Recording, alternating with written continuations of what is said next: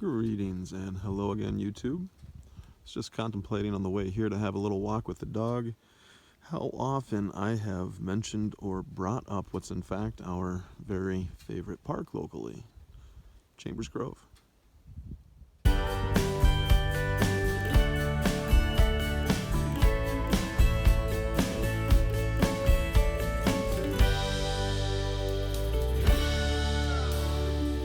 So for reasons I think I mentioned in the video, this is one of our very favorite parks for the basic reason it's very close to home, but it also has all the modern updates one hopes for, while also offering the best of both worlds. You do quickly get a taste and access to truly wild and remote feels, while there are modern amenities such as very good small craft access down by the river here, park benches and tables, yay, but then also the pavilion that I'm going to show over here. And in the warm months, there's a fully modern restroom that is handicap accessible, water fountains, and etc. It's truly a delightful place. The playground, etc. This is a park that, frankly, is always busy on the park side of things. However, as soon as you get into the woods, you have access to an unknown number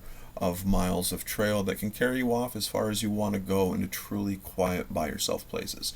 A wonderful, wonderful starting off point for either a light afternoon walk like we do in winter frequently, just to get the bugs out, but then also too for a great starting off place for an adventure that might last, who knows, weeks and days and weeks, whichever.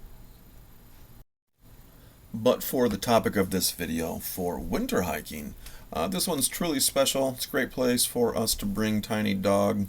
Nice, good, level, almost minimal gradient walking, and just for those times that you need to stretch your legs or, give your little beast some out of the house time, this is just an ideal spot. And again, it really is a fielder's choice as far as how much of an adventure you want to have.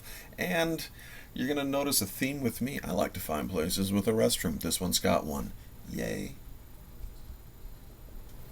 One other subject I would like to just work into this video quickly is that, to me, this is the first, or rather the most southern location that you can get a taste of that northern Superior Highlands subsection that I'm going to bring up frequently, actually, in the course of videos this year. I believe I have some that are already out, and in fact I do have footage of the trails from this location included in other videos. Check those out, or better yet, go check this out for yourself.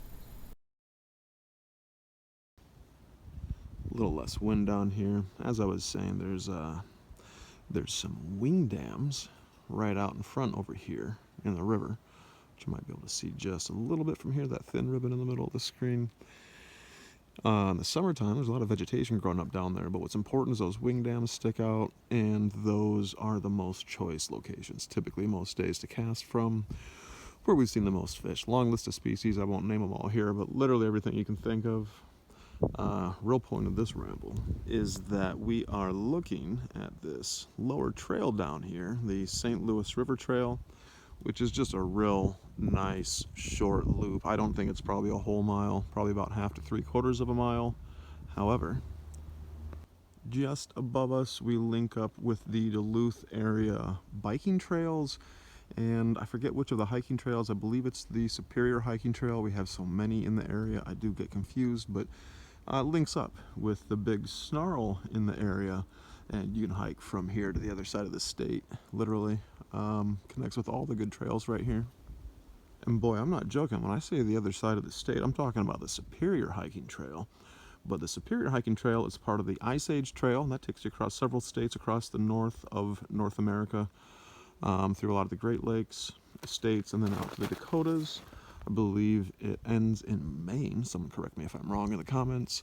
But aside from that, we have 4 or 5 other very significant trails around here. The Gandy Dancer is one that people know fairly well, although that's a snowmobile trail.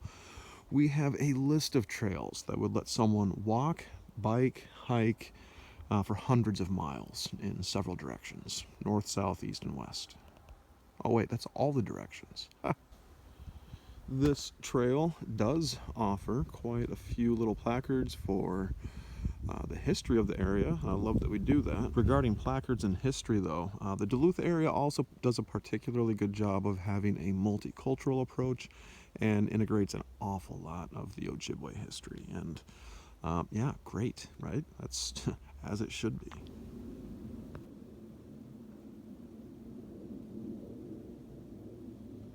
And despite that little bit of airplane background noise, still an awfully peaceful place to go. And for me, just the pragmatics of it is it's one of the more user-friendly places for me to go and try to keep those winter pounds from stacking up. And yeah, I love it down here. Love it. No idea what the little wiki-ups or little log teepee looking things are all about, but I actually see them pop up by a lot of the trails around here. Fun little local thing that we do. No idea what it's about.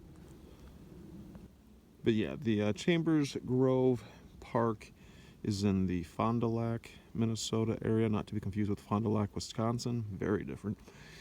However, the history here, just as old, it's just never become as urban, of course.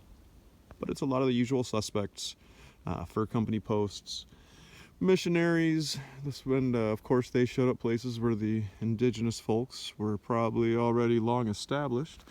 But when we say long established here, there's actually a thin amount of archaeology that's been discovered that indicates that this has been used going back to the ancient copper culture, mound builders, etc. A lot of folks came up this way for obvious reasons, resources, and yada yada yada. There's a copper vein not too far from here. Looks like an osprey above me right now. Seen more of them this year. And then at one point, from where I'm standing right now, there was an awful lot of sandstone quarried out of here. So when you think of the brownstones of New York, this is the grave of where all that stone came from. Literally right in front of me. The blocks and blocks of New York City came from right in front of me, right here. In front of me, next to me, behind me. But there, of course, was a very rich amount of indigenous culture here, right to the point of European contact, I was saying. Boy, this technology stuff, I tell you. Anyhow, great little placards for history down there. I encourage you to go check out this trail. It's good stuff.